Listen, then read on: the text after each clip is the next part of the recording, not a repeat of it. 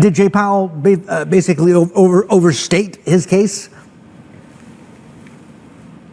Thanks for having me on the show today. I don't think he has overstated his case. We do expect a rate hike in December and then 3 to 4 next year. We expect the Fed to actually have rates in contractual or tightening territory and beyond that neutral rate by about summer next year.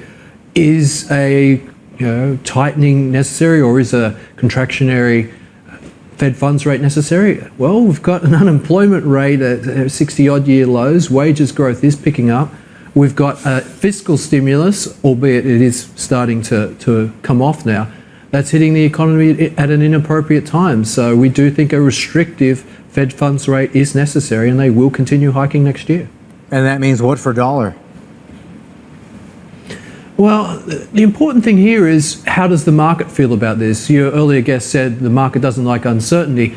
And if we get into the stage where the US Treasury curve begins to flatten once again, as the market gets spooked by potential over-tightening, then you would see selective dollar strength continuing against mainly risk-oriented currencies such as the Aussie and Kiwi. You may see the dollar weaken against the yen, however. In terms of versus the euro and sterling, well, we have to see how things pan out when it comes to both Italy and, of course, the Brexit on those fronts, which are tending to dominate those two currencies. What about against EM, David?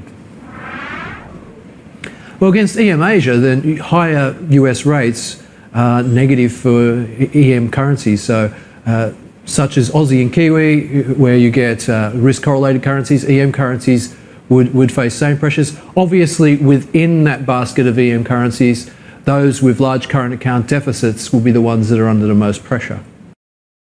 It's really the combination of rising mortgage rates and overheated home prices that have slammed affordability. Take a look at rising home prices in the past 2 years, passing the last price peak from the housing boom, all because of the supply shortage. Now the price gains are starting to shrink, but that was before rates jumped. Affordability had already been hitting a wall. Rising rates will now put even more pressure on prices, as 5% is the new normal on the 30-year fixed. So on a $300,000 loan, a 5% rate versus 4% on an average a year ago is about $180 more on that monthly payment. For some buyers, that's going to be a problem. But the new chief over at the Mortgage Bankers Association points to other factors. Well, of course, I'm concerned, but I'm optimistic because the economy is so strong and the millennials are out buying houses and the demand for housing is really high.